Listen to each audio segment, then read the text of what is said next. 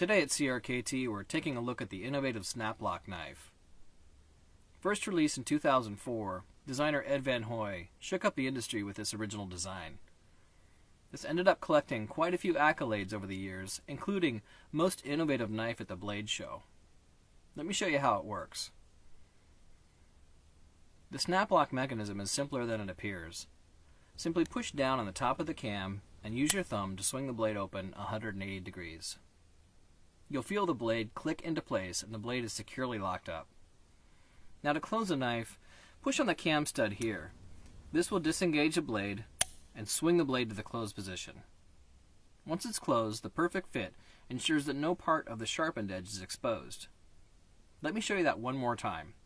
Push down on the top of the cam and use your thumb to swing the blade open 180 degrees. To close the knife, push on the cam stud here. This will disengage the blade, then swing the blade to the closed position.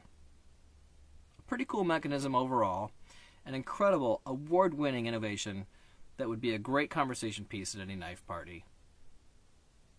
The snap lock is also ambidextrous, so if you take the clip off of this side, you can simply reattach it to the other side and use the knife left-handed.